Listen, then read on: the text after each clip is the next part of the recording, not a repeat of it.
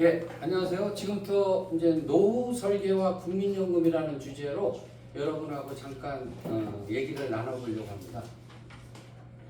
저는 이제 뭐 대전이 고향이고 서울에서 공부하고 국민연금에 88년에 입사해서 정년퇴직을 하고 지금은 이제 서정대학교에서 이렇게 이제 강의를 하게 돼서 여러분하고 이렇게 인연을 맺게 됐습니다.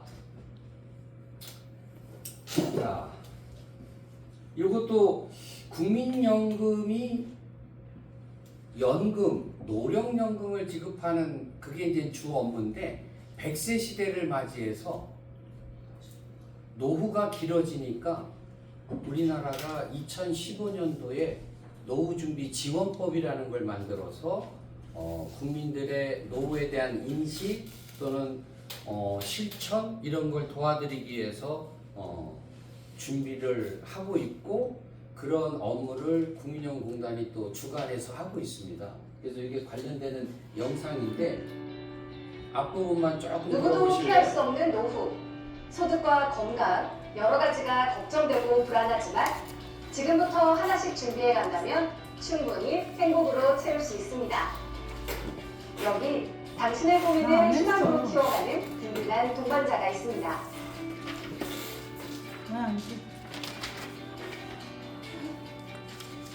노후 소득 보장을 위해 달려온 국민연금이 노후 행복 보장까지 나아가기 위해 2008년 공공분야 최초로 노후준비 서비스를 시작하였습니다. 이런 노력의 결과 2015년 노후준비지원법에 의해 노후준비 서비스 대표기관으로 지정되어 전 국민의 노후준비 지원뿐 아니라 노후준비 전문가 양성, 프로그램 개발 공급, 노후준비 필요성 홍보에 앞장서고 있습니다. 전국 100여 개 지사를 통해 국민에게 더 가까이 다가가고 필요한 정보와 서비스를 온라인으로 더 편리하게 이용할 수 있도록 내 연금 홈페이지를 운영하고 있습니다. 국민연금 노후준비 서비스는 대부는 물론 건강, 여가, 대인관계 등 노후생활 전반을 다룹니다. 특히 개인의 여건을 분석하고 실제 변화까지 유도하는 맞춤형 진단과 솔루션 제공, 사후 관리를 세계에서 유일하게 실시하며 1:1 상담과 교육, 온라인 서비스를 모두 제공하는 세계 최고 수준의 서비스입니다. 제가 몰랐던 제 상황들을 객관적으로 알 수 있었어요. 사람마다 상황이 다르잖아요. 제 상황에 딱 맞는 방법을 노후준비 서비스가 찾아줬었죠.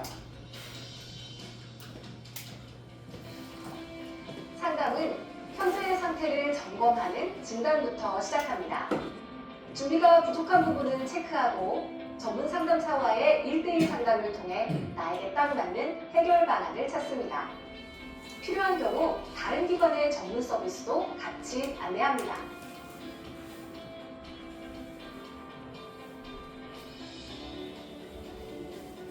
재무 설계는 국민연금단의 특화된 서비스로 불필요한 지출은 없는지, 저축은 잘 하고 있는지 먼저 점검합니다. 그리고 개인별, 연령별 특성에 따라 노후자금뿐만 아니라 주택자금, 교육자금 등의 마련 방법을 상세히 알려드립니다. 회사에 직접 와서 하시는 교육을 보고 관심을 갖게 되었습니다. 좋은 교육이 있다길래 한번 와봤어요. 진작 와봤으면 좋았을 텐데. 전국 주요 도시에서 정기적으로 열리는 노후준비 스케치에서는 노후준비에 꼭 필요한 정보와 실천 방법을 전문 강사가 꼼꼼히 알려드립니다. 교육을 원하는 기관이나 기업이 있으면 직접 찾아가는 교육도 운영하고 있습니다. 상담이나 한번 받아볼까 했는데 그걸로 많은 게 바뀌었어요. 국민연금 노후준비 서비스를 만난 게 참 다행이었습니다. 혼자 시작하기가 힘들고 어렵기에 국민연금 노후준비 서비스가 함께하겠습니다. 최고의 전문가들이 불안한 노후를 기대되는 노후로 만들어드립니다. 먼저 만나면 더 좋은 국민연금 노후준비 서비스. 예, 지금 보신 것처럼 국민연금공단이 노후준비지원법에 의해서 노후준비 상담, 교육 이런 걸 하고 있어요. 지금 이렇게 이제 교육을 하는 것도 있지만 1:1로 상담을 지사에서 하고 있어요. 그래서 여러분께서 혹시 시간이 되실 때 한번 방문하시면은 좋은 기회가 될 겁니다. 자, 노후준비지원법에서도 우리가 노후를 준비한다고 할 때 뭐가 제일 중요할까요? 그렇죠. 아무래도 돈이죠. 그 다음에 건강, 그렇죠? 근데 이제 노후가 10년, 뭐 이런 게 아니라 몇십 년이기 때문에 돈, 건강뿐 아니라 누구와 함께 살 거냐, 대인관계. 또 그들과 함께 어떤 취미, 봉사와 같은 여가. 그래서 재무, 건강, 여가, 대인관계 이 네 가지를 균형되게 준비하는 게 중요하다고 그렇게 얘기를 하고 있습니다. 자, 뭐 들어가기 전에 한번 아침마다 머리 감으시나요? 이틀에 한 번. 이틀은. 자, 머리 감으실 때 우리가 샴푸를 딱 해서 어디부터 감는지 한번 조사 좀 해볼게요. 정수리부터 감는다. 예, 아니다. 나는 주변 머리부터 감는다. 아니다. 나는 뒤통수부터 감는다. 예, 이게 다양한데 많은 분들에게 조사를 했더니 거의 여기부터 감아요. 여기부터. 눈? 그냥 웃자고 한 거예요. 자, 우리가 이제 오래 산다는 거 어떻게 좋으십니까? 건강하게. 그렇죠. 오래 사는 게 나쁜 건 아닌데 어떻게 오래 사느냐가 중요하잖아요. 그래서 우리가 오래 산다는 거는 이제 평균 수명이 길어졌다는 건데 지금 건강하게, 그러니까 건강 수명과 평균 수명이 거의 수렴되게 가는 게 가장 좋죠. 그래서 그런 걸 누가 또 숫자로 잘 만들었어요. 뭐라고 하죠? 9988. 오. 여기 있나? 예, 9988 뭐지 보다니? 이틀 3일 예, 앞으로. 맞아요. 9988 234. 99세까지 팔팔하게 살다가 한 2, 3일 앓고 가신다. 그럼 거의 자기의 수명과 건강이 일치된 거니까 뭐 굉장히 행복한 분이죠.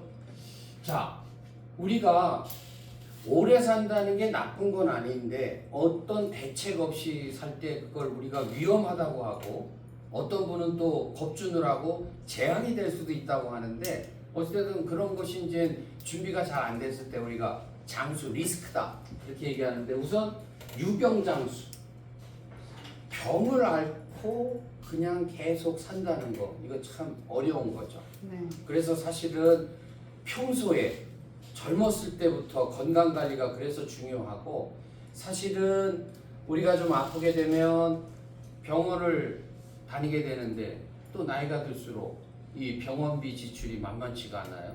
그래서 병원을 안 다니는 게 건강도 건강이지만 또 돈 버는 일이 될 수도 있고 두 번째는 무전장수 그렇죠. 육체적인 죽음도 어렵지만 경제적인 죽음은 더 어렵다고 그래요. 그래서 중요한 거는 뭡니까? 우리가 젊었을 때는 그래도 본인의 의지만 있으면 또 어떤 일을 해서라도 소득을 만들어 갈 수 있는데 이제 나이가 들면 본인은 뭐 힘쓴다 생각을 하는데 시장에서는 원치 않을 수가 있으니까 결국은 뭡니까? 나이가 들었을 때 일을 안 해도 소득이 자연적으로 발생하게 만드는 게 중요한데 그 대표적인 게 뭡니까? 바로 연금이죠. 그죠? 그래서 연금 중에 우리는 공적연금이라는 게 있고 사적연금이라는 게 있어요. 사적연금은 이제 뭐 은행이나 증권 이런 데서 하는 개인연금 뭐 이런 것들이 대표적일 수 있고 공적연금은 뭐가 있습니까?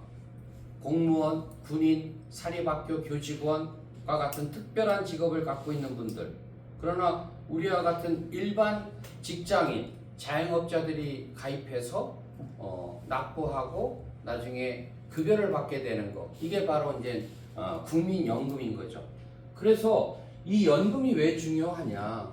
바로 여기 있는 것처럼 현금 흐름을 만들어서 노후에 안정적인 수입을 만들어줄 수 있다는 거죠.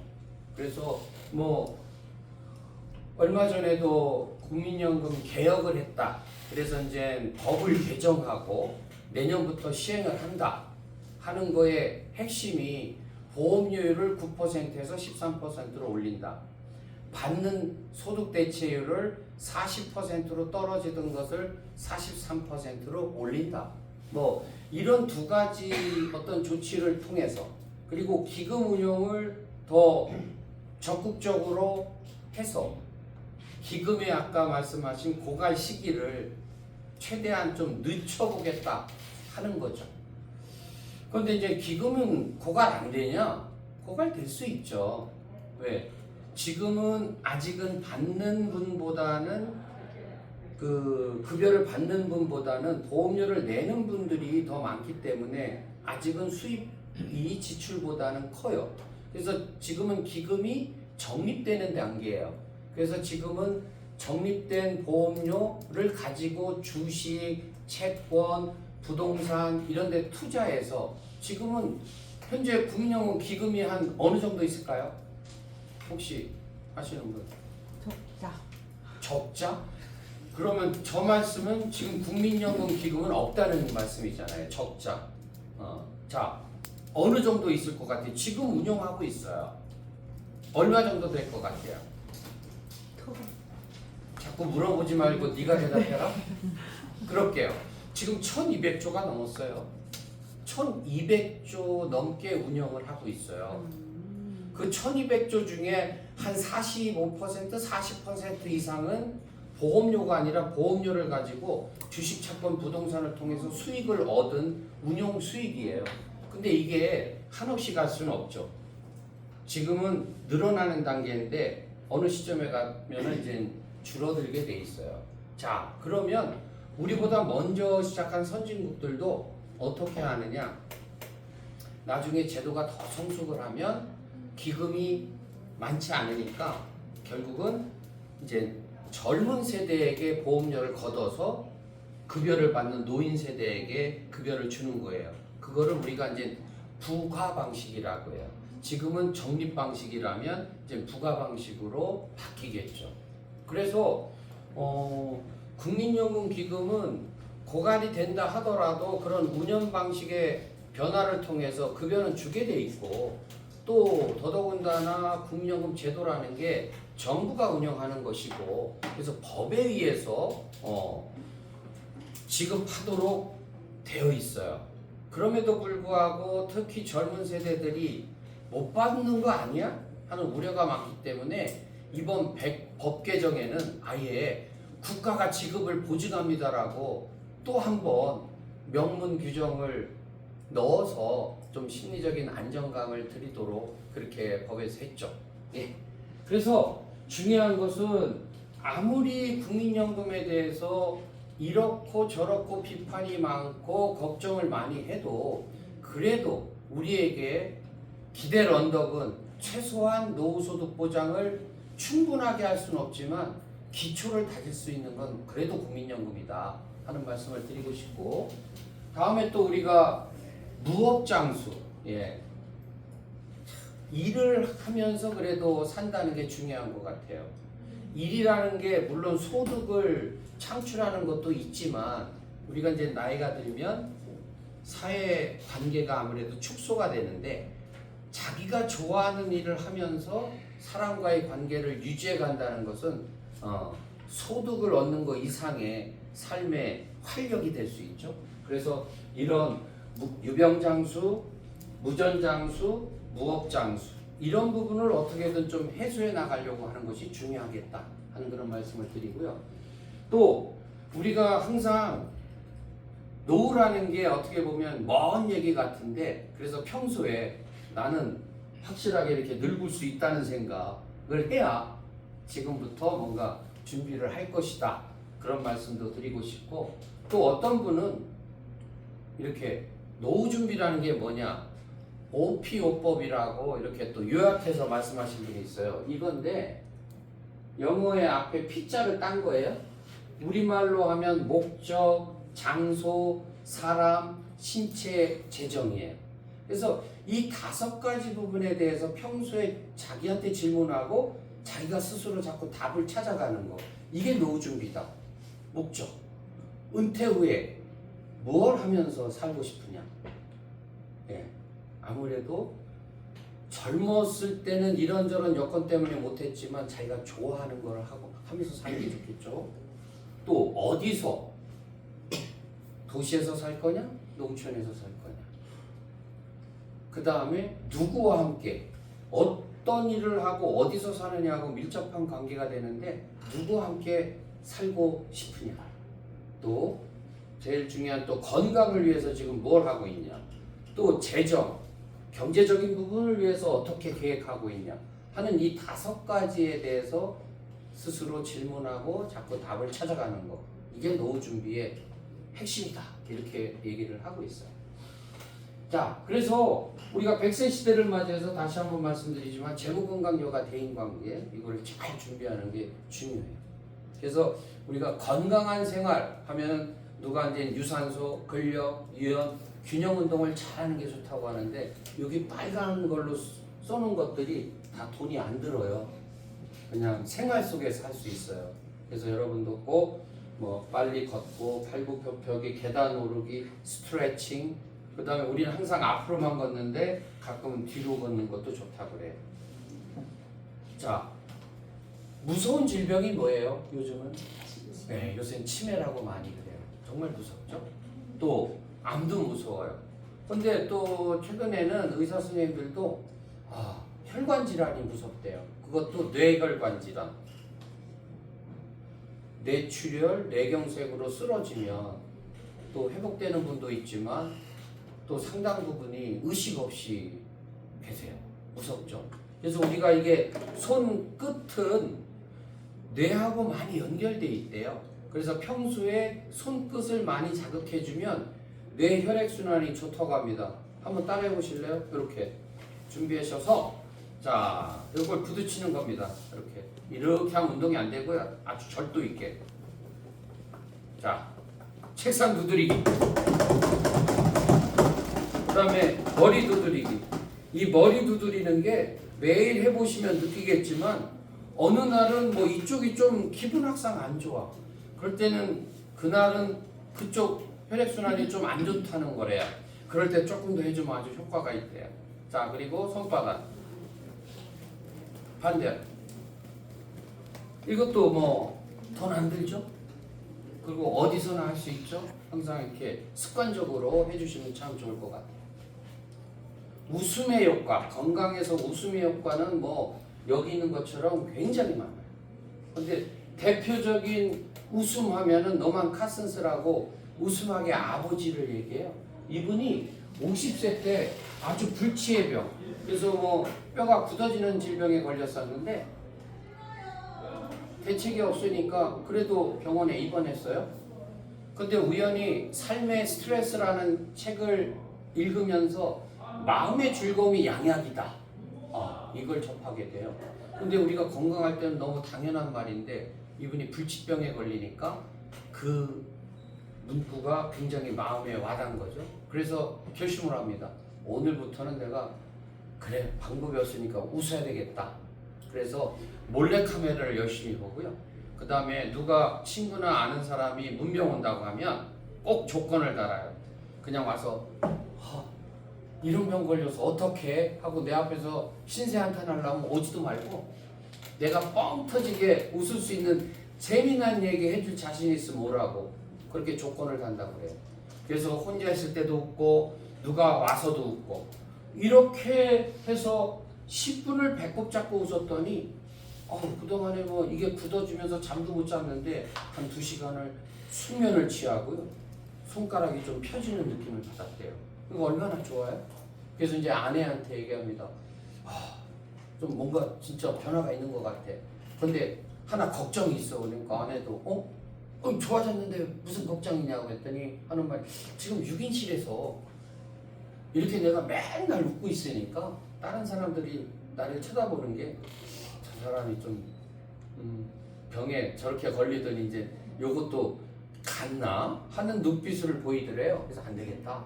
그래서 이제 1인실로 옮겨서 본인과 가족이 그냥 마음 놓고 우셨더니 이게 기적처럼 1년 후에 완치가 됐다는 거죠.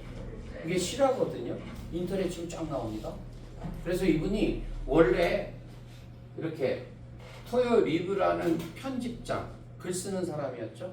그런데 이제 자기가 웃음으로 완치를 하고 나서 웃음 치료라는 것이 의학적으로 의미 있는 거 아닌가. 그래서 이제 미국의 대학병원을 녹화하고 그 중에 유명한 UCLA에서 일리가 있다. 그래서 웃음 치료라는 분야를 만들게 되고 이분이 이제 거기서 의과대학 웃음 치료 교수를 하다가 이제 퇴직하고 이제 돌아가셨는데 웃음의 효과는 이렇게 커요. 그래서 우리가 질병이 무서워하는 소리가 두 가지 있다고 그래요. 뭐죠? 웃음소리하고 박수소리. 웃음소리와 박수소리를 같이 하는 게 뭐죠? 박장대소. 그래서 이것도 한번 같이 해볼까요? 간단해요. 이렇게 약한 거 빨리빨리 할게요. 이렇게 하는 거죠. 그 다음에 손등 반대로 손목 그 다음에 뒤로. 자, 이번에는 이제 질병이 도망갈 수 있도록 박장대소를 해야 됩니다. 같이 해요. 소리 내서. 자.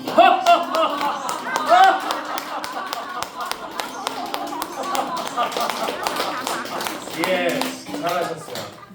지금 굉장히 하여간 얼굴이 훤해지셨어요. 아까 시작할 때하고 전혀 달라요. 자, 이건 넘어가고. 자, 우리가 두 번째 이제 여가. 여가는 뭐 취미, 자기개발 또는 봉사 이런 걸 이제 여가라고 하는데 여러분 어떤 취미 좋아하시는지 모르겠어요. 우리나라 국민들이 등산을 매우 좋아하고 지금도 좋아하고 있어요. 최근에는 이제 게임이 1순위로 돼 있는데 저도 건강 관리를 위해서 등산 나름대로 이렇게 기회 될 때마다 또 뭐 집 근처 야산도 이렇게 자꾸 다니고 그렇게 하고 있습니다. 우리가 자기개발이라는 것은 자 아무래도 노후에는 자기가 좋아하는 거 젊었을 때는 하고 싶었지만 이런저런 여건 때문에 못했던 거 그런 걸 하면서 보내는 것이 정말 좋아요. 그런데 거기에 좋아하는 거에 약간의 전문성을 좀 가미할 필요가 있죠. 그게 어떻게 보면 자기 개발이에요. 그래서 좀 뭔가 배우려면 비용이 들지 않냐. 그런데 요즘은 또 뭐 평생교육원, 그렇죠? 복지관, 뭐 이런 등등해서 어때요? 무료 또는 아주 실비 저렴한 비용으로 하는 기회가 있기 때문에 본인이 좀 의지만 있으면 자기 개발도 할 수가 있어요. 또 봉사활동 정말 뭐 다양한 분야에서 할 수가 있죠. 봉사활동이라는 게 꼭 경제적으로 풍족한 사람, 시간이 많은 사람만 하는 건 아닌 것 같아요. 그리고 또 봉사활동이라는 게 여러분도 많이 해보셔서 아시겠지만 뭐 남을 도와주는 것 같지만 봉사활동을 하고 나면 자기 마음이 굉장히 풍요로워져요. 그런 걸 많이 느껴서 정말 좋은데 여기 재밌는 게 여기 이야기 할머니가 있는데 이분 같은 경우는 평소에 이제 애들한테 얘기해 주는 거를 굉장히 좋아했대요. 근데 자기도 이제 손녀 손자 막 키우다 보니까 정신이 없었어요. 그러다 애들이 좀 크고 나니까 내가 좋아하는 어린이집에 가서 애들한테 얘기 좀 해주고 싶은데 그래서 이분이 이제 구연 동화를 좀 제대로 배우기 위해서 학원 같은 데 등록해서 좀 몇 개월 훈련을 받았습니다. 그리고 이제 집 근처 어린이집에 가서 애들한테 내가 봉사하겠다. 그러니까 원장님도 좋죠. 뭐 무료로 해주시겠다는데 그러니까 뭐 눈이 오나 비가 오나 빠지지 않고 아주 열심히 해주시고 그 할머니도 본인이 좋아서 근데 이제 원장님도 그것도 하루 이틀이지 어느 정도 지난 다음에는 좀 미안하니까 이제 매월 좀 교통비례도 하시라고 이렇게 드리니까 그분은 좋은 거 하면서 큰 거 아니더라도 소득이 생기니까 이게 참 금상첨화죠. 예. 그래서 그런 부분까지도 우리가 생각해 본다면 참 좋은 것 같아요. 자, 대인관계. 우리가 이제 긴 시간을 사람과 함께 지내니까 대인관계가 굉장히 중요한데 대인관계의 기본은 누구나 뭐라고 얘기하냐면 다름을 인정해야 된다고 그래요. 너와 나는 다르다. 그렇죠? 태어난 것도 다르고 성장 배경도 다르고 그러니까 생각하는 가치관도 다르고 그런데 우리는 자꾸 옳고 그름으로 접근하게 돼요. 나는 맞고 너는 틀려. 자꾸 대화를 하다 보면 그러니까 갈등이 생기죠. 그러니까 우리가 차이, 다름 이거를 인정하는 거 이게 말은 쉬운데 실제 할 때는 참 쉽지 않은 것 같아요. 그래서 우리가 그거를 좀 항상 생각하면서 관계를 맺어가자 하는 말씀을 드려서 우리는 서로 다른 거지 누가 맞고 틀린 거 아니다. 그래서 자꾸 비판하려고 하지 말고 이해하려고 하자. 그런 말씀을 강조하고 싶습니다. 그래서 우리가 보면은 이제 이 미숙한 대화의 태도, 그렇죠? 내 말대로 해. 누구 말을 끊는 무슨 말인지 알겠는데 이와 같은 거를 우리가 부지불식간에 자꾸 하게 돼요. 그런 거를 좀 안 할 수 있도록 노력하는 게 중요하고요. 또 누구는 이제 대인관계를 잘 해나가기 위해서는 누가 또 테이프의 법칙을 멋있게 만들었어요. 뭐예요? 네, 감사하자. 그 다음에 apologize, 용서를 구하자. 그 다음에 please, 부탁할 때는 어떻게 해요? 정중하게. 그리고 express, 표현할 때는 진정성을 가지고. 전 여기서 제일 중요한 건 정말 감사한 것 같아요. 감사하자. 누가 그래서 평소에 감사를 많이 하면 할수록 그만큼 행복의 분량이 커진다. 그래서 누구는 또 웃기는 말로 우리가 죄 지면 안 되겠지만 죄를 졌을 때 어떤 사람이 감옥에 갈 수 있어요. 그런데 마음을 다잡고 그 감옥 안에서도 억지로 감사를 하기 시작하면 갑자기 똑같은 건물의 감옥이 뭘로 바뀌어요? 수도원으로 바뀌어버린대요. 그 감사의 힘이 그렇게 크다는 거죠. 예. 그래서 우리가 대인관계를 잘하기 위해서는 상대의 마음을 여는 대화가 중요한데 내용, 마음, 우리 이런 단어를 평소에 잘 쓰는 게 좋아요. 내용가 뭐예요? 아 그러네요. 맞장구를 쳐주는 거죠. 마음, 아 당신 마음이 그랬어요? 하고 감정을 터치해 주는 거죠. 또 우리 한번 이거 해볼까? 하는 이런 동지애를 발휘하는 언어 이런 거를 평소에 잘 섞어 쓰면 상대의 마음을 충분히 얻을 수 있다고 합니다. 넘어갈게요. 자, 지금 재물을 빼놓고 건강, 여가, 대인관계 얘기했고요. 잠깐만요. 그리고 우리가 마지막에 이제 다층 보장이라는 노후를 위한 다층 보장 얘기를 할 텐데 과거에는 이렇게 1층, 2층, 3층 집을 쌓는다고 했어요. 근데 이제 노후가 길어지니까 뭐 기초연금도 받고 또 주택연금도 받고 가능한 방법들을 다 동원해서 노후 소득 보장을 준비하자. 그래서 다층 보장을 하자. 이렇게 강조를 하고 있어요. 근데 이제 오늘은 좀 이따가 국민연금을 주로 좀 얘기를 해보려고 합니다. 뭐 지금 고령화 속도가 이렇게 굉장히 진행이 되고 있고요. 우리나라는 이미 초고령 사회가 됐어요. 초고령 사회는 65세 이상 인구가 전 국민의 몇 퍼센트? 몇 퍼센트? 20. 예. 20% 이미 넘어섰죠? 예. 지금 86 뭐죠? 여성의 평균 수명. 근데 이제 남성도 이제 80이 넘었어요. 자, 여러분 지금 연령대가 어떻게 중년이십니까? 노년은 없어. 중년이세요? 한번 볼까요? 유엔에서 최근에 이렇게 평균 수명이 길어지니까 17세 미성년, 100세 넘으면 장수 노인, 노년이 되려면 80은 넘어야 돼요. 중년은 유엔에서 몇 세부터냐? 66세부터.